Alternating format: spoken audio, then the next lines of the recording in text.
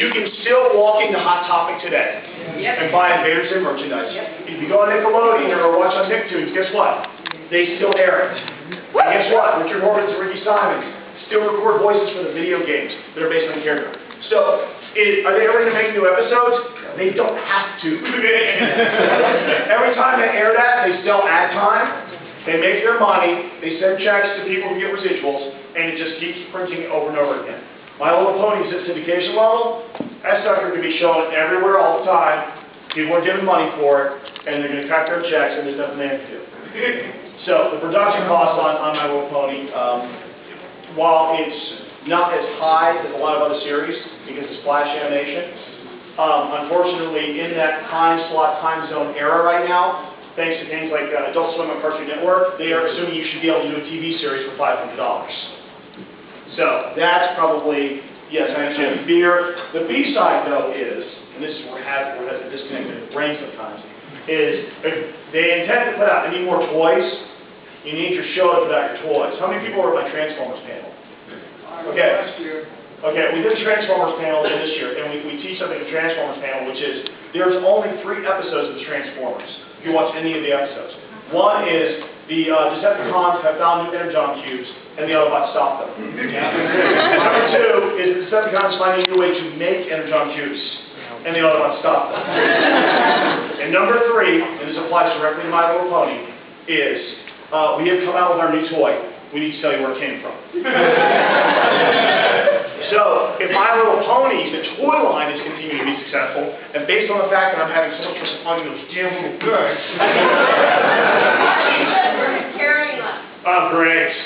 Have you guys, the problem is when they put them, okay, collectors speak for a second, when you put them in the back of the store, like they have to only keep them up front, because there are people that go in, and like the Toys R Us where I live, go in and make sure nobody's watching. They have their point people watching. It's outside.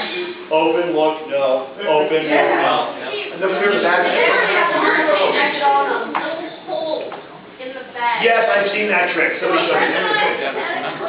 There's a little bit of hole this big. You can sit there and aim the light right and go, I see sparkling. Get this one.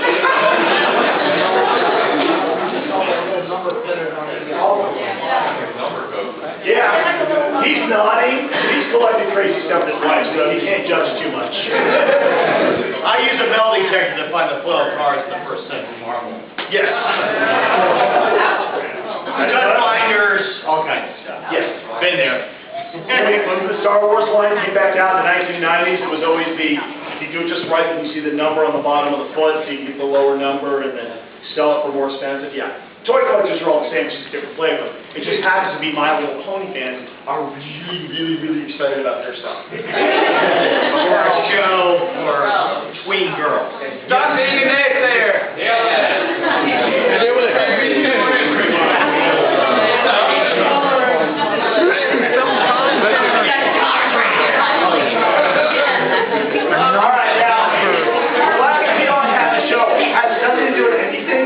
But it's one of those videos somebody did it so well that it's believable. There's the opening to My Little Pony anime. And it's completely fake, but I would believe it if I saw it. Seen it.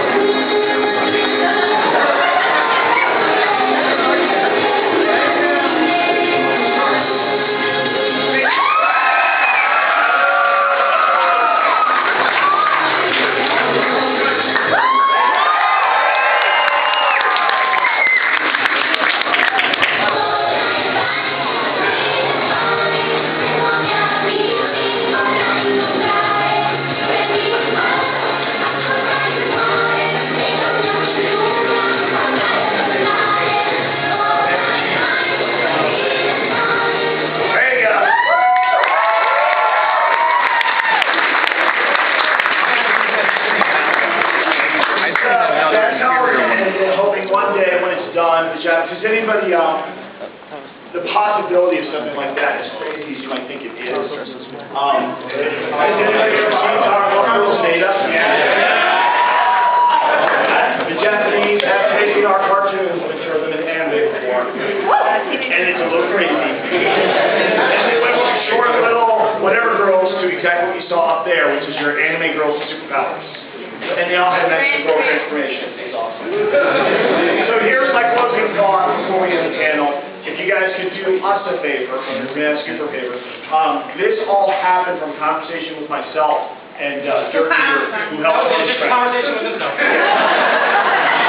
I was talking to myself in my head, and Gen Con, when we were designing the anime track this year, and I said, you know, we should throw in a pony panel.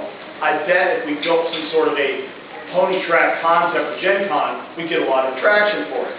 And Derek and I talked and said, you know what, we'll do a test panel. We'll see if there's any response to see if it works.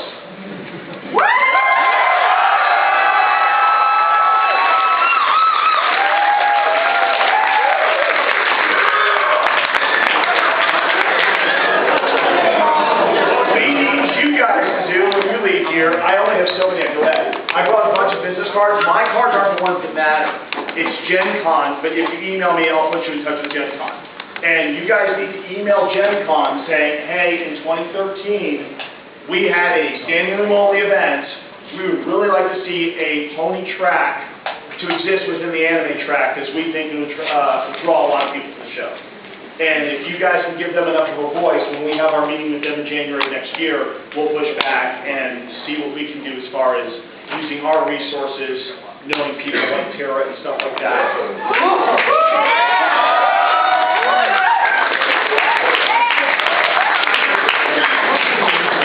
And see if we can bring something like that to the anime track here at Gen Con. We are Wasabi Anime. Thank you and good night.